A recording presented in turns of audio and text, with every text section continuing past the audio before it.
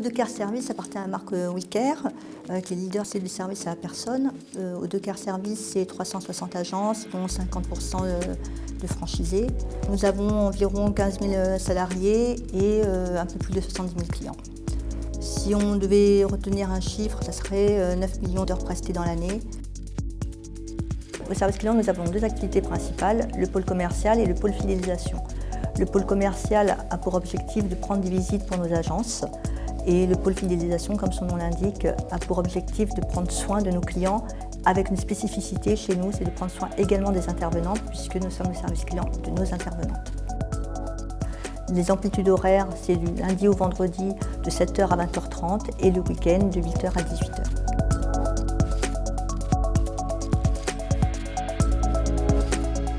Alors, le projet Times Square a remplacé le projet Excel.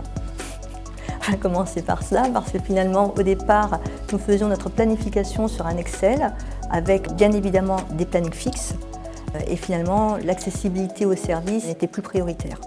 Lorsqu'on est passé de Excel à Times Square, on a co-construit notre organisation avec nos collaborateurs. Donc, je les ai tous rencontrés et on a défini ensemble les règles de planification qui seraient les nôtres.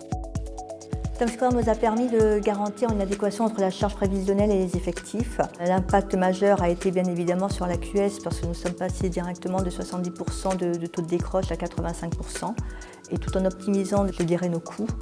Nous avions au préalable énormément d'heures supplémentaires et aujourd'hui, avec l'effectif qui est le nôtre, nous sommes en mesure de garantir cette adéquation.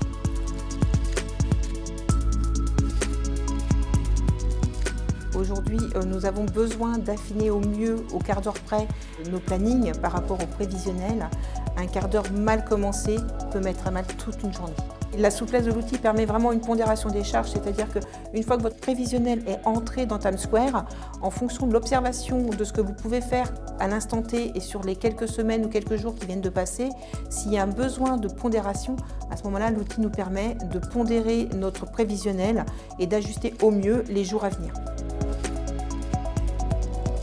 Les 10% de pondération d'absentéisme, c'est la marge que nous nous donnons pour prévoir les plannings le moment venu.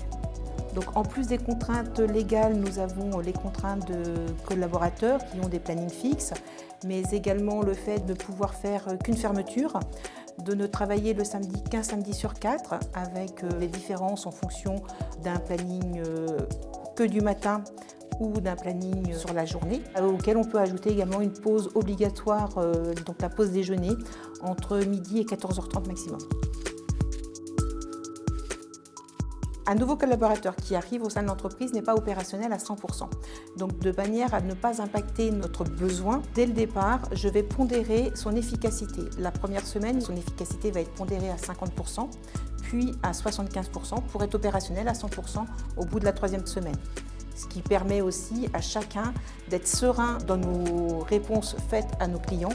L'atout, en fait, c'est que je ne touche à rien. Au moment du lancement du planning, Times Square va directement chercher le prévisionnel qui a été intégré et tout se fait en automatique. Donc, du coup, moi, je n'ai rien à faire. J'ai juste à me tourner les pouces pendant le calcul.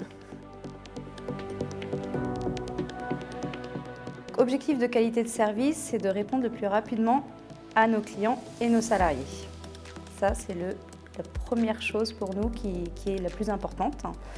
Ensuite, le deuxième objectif, effectivement, par rapport à notre logiciel Times Square où tout est rentré dedans, on a juste à atteindre une QS. Moi, en tant que pilote de flux, c'est que je suis sans cesse en train de contrôler que tous les appels qui se présentent soient décrochés le plus rapidement possible. Alors, Times Square, c'est mon outil principal. En fin de compte, Times Square, quand j'arrive dès le matin, c'est la première chose que je vais ouvrir parce que c'est la première chose où je vais checker si tous mes besoins sont bien présents. Donc, quand je parle de mes téléconseillers.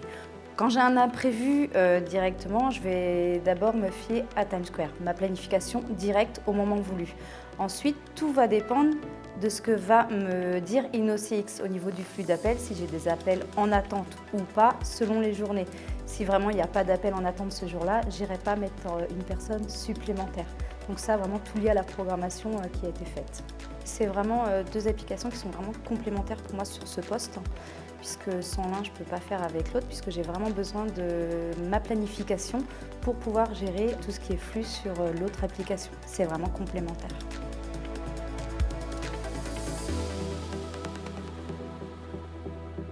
Aujourd'hui, l'outil nous permet d'intégrer la vie de l'équipe puisque si un de nos collaborateurs a des besoins particuliers sur les prochaines semaines, ça nous permet d'aménager son planning, de reporter les heures d'une journée sur l'autre en fonction des couvertures de charge et de permettre de répondre à ses besoins également individuels. Il n'y a pas que la vie de l'équipe, il y a également la vie de l'individu et sans ces planifications, nous en serions absolument incapables.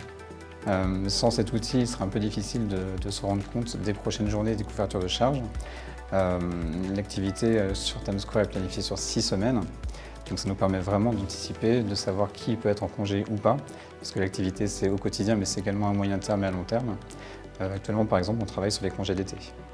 Alors à court, moyen, long terme, il y a effectivement la prise d'appel, mais ça nous permet à moyen terme de préparer déjà les réunions du mois prochain, les réunions d'équipe, les rituels de l'équipe. Et ça aussi, c'est une de nos priorités au quotidien. L'activité ne saurait être bonne sans ces rituels. Donc l'outil nous permet cela. La transparence qu'on porte ainsi avec l'outil, ça nous permet de mieux interagir parce que la planification n'est pas un sujet imposé, mais un sujet partagé. Et ainsi, on peut vraiment travailler avec eux, et toute transparence vraiment. Concernant les échanges de planning, l'outil permet de simplifier le processus puisque les collaborateurs n'ont qu'à se concerter entre eux, faire la demande auprès du manager et après une simple validation, leur planning sera mis à jour. Pour les formations, l'outil nous permet effectivement, grâce à la couverture de charge, d'anticiper, de planifier et de prévoir les différentes formations sur les différents sujets. Par exemple, sur une formation complète sur une semaine qui a un impact important sur l'activité, cela nous permet d'ajuster les plannings des uns et des autres pour garantir également la productivité et la prise des appels pour les prospects. Alors pour pouvoir s'organiser et planifier nos plages d'écoute, on a un tableau de suivi des écoutes dans lequel je dois intégrer les dates auxquelles je vais potentiellement écouter les téléconseillers pour que les managers de proximité puissent eux aussi caler leur date d'écoute après pour qu'on puisse s'organiser et laisser un délai assez suffisant entre 2 écoutes pour les téléconseillers. J'interviens uniquement une fois que les plannings sont édités sous TimesSquare, donc comme ils les ont 6 semaines à l'avance, ça nous permet de nous caler sur 6 semaines à l'avance également, pour qu'on puisse être sûr de tous les voir à minima 2 fois par mois. L'avantage de TimesSquare, c'est que l'on peut se projeter sur une année entière. Typiquement, dès la fin de l'année, dès octobre-novembre, nous sommes en mesure d'anticiper l'effectif dont on aura besoin, donc de prévoir le dimensionnement annuel et par la suite de planifier nos effectifs. Dans le même temps, on a cette flexibilité puisque en cours d'année, en fonction des flux imprévus que nous avons, et typiquement après la Covid, l'année dernière c'était le cas, on ne s'attendait pas à avoir un flux important et au final la rentrée a été plus heureuse que nous l'espérions et nous avons pu à ce moment-là redimensionner notre effectif, nous avons pu recruter les ressources nécessaires.